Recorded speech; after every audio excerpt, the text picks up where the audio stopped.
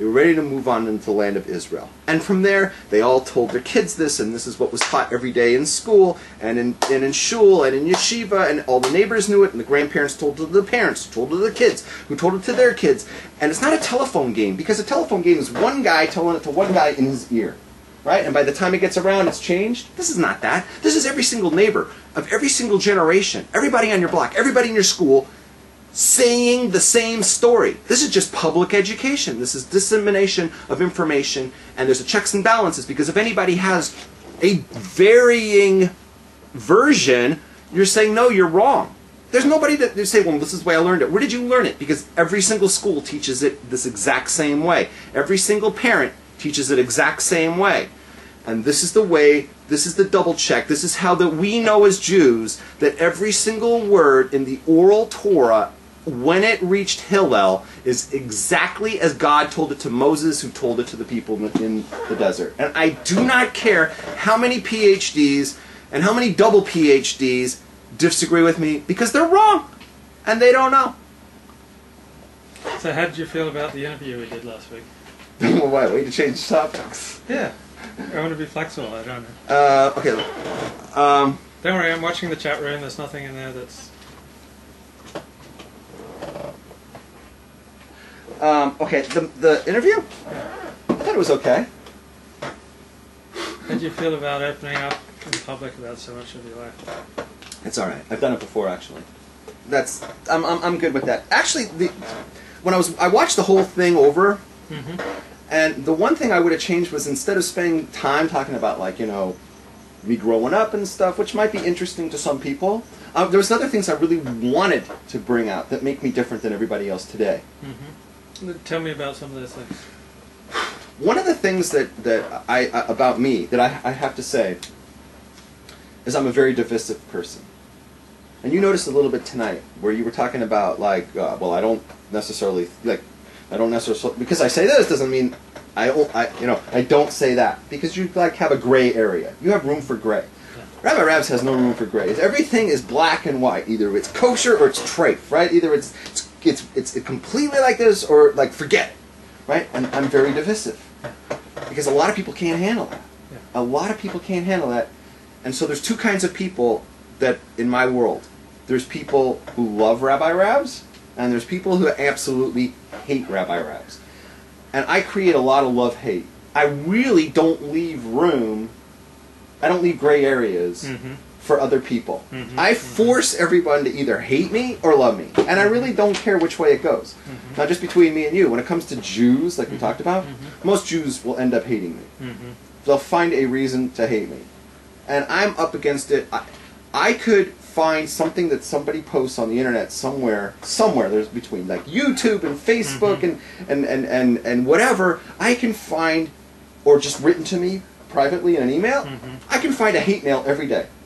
Every day there's some Jew telling me how much they hate me, what a chilul Hashem I make, what a desecration, an embarrassment, I'm this, I'm that, I'm this and the other. It's no challenge for me to find a Jew on a daily basis, a new Jew to hate me. That is easy, right? And maybe a couple days a week I find a Jew that likes me, but it's not so often. Although there was one who came off of your interview who reached me privately and was like real into me, which I was shocked. You know, I was like, this new character who I'm not going to say his or her name, but there was somebody that really is into me. I was telling their story, and I was like, whoa, that's interesting. But most of the time, it's condemnation what I'm hearing, right? Yeah. Does that make sense to you? Yeah. Okay. And the people who like latch onto me and they'll tell me, wow, I really, dig you and like everything. They're not Jews usually, right? Those are like Catholics and just misfit type people. If they're a Jew, they're a misfit type person. It's just somebody who doesn't fit in at all, and they get me or whatever. But that's my driving force. So I want to say that one of the things about Rabbi Rabs that just makes me totally different than everybody else, I'm not an outreach, kiruv, love me kind of guy, right? I don't bring people. I rub them the wrong way. I can be abrasive. You? No, right? I can be like the guy that everybody hates. And that's one of my things. I'm the guy people love to hate. Yeah. But people who get me will say things like I told you, like my ex-fiance wrote, told me, how can anybody not love Rabbi Rabs? How does anybody not love Rabbi Rabs? Because people who get me, people who like me, can't understand why people hate me. But people who hate me can't understand why people would like me. That's how divisive I am.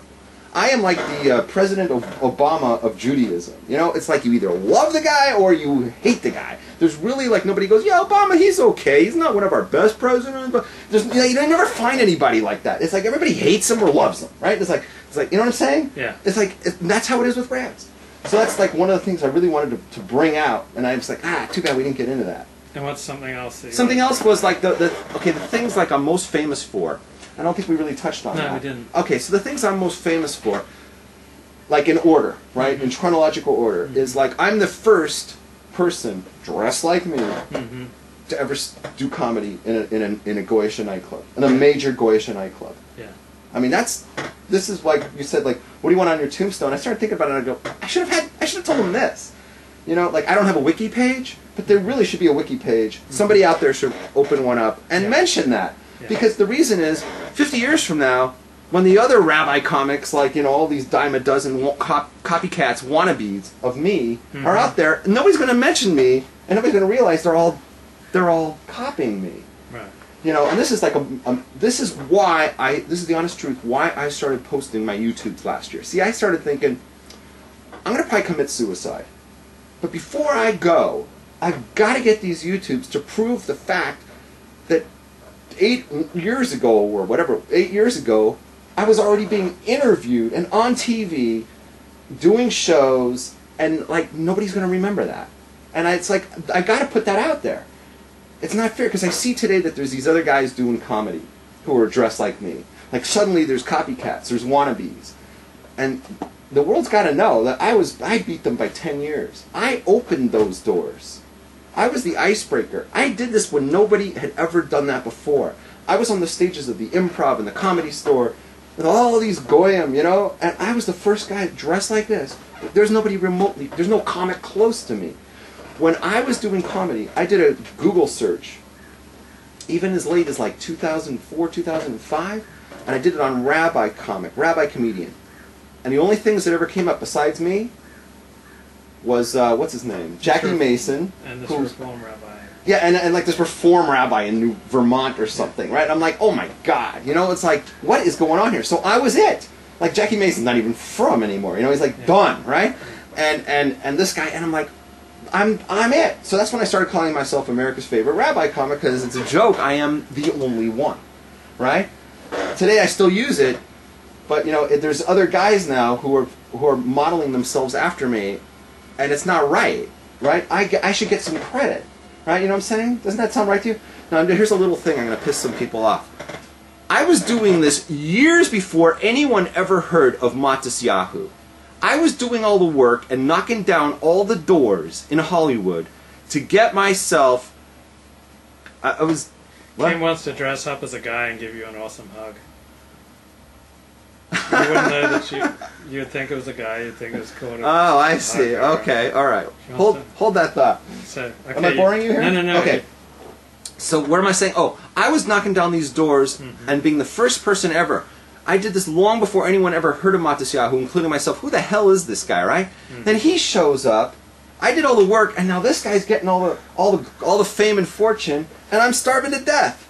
So I have a lot of problems with that. Does that bother you? It does bother me. It bothers me. It bothered me starting like in 2006 when everybody was on this trendy Matisyahu phase. Like, where's the trendy Rabbi Rabs phase? Right? Why am I not that guy?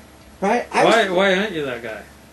I'll tell you why I'm not that guy. I did tell you that, right? Tell me again. Because Hollywood hates me. Hollywood hates me.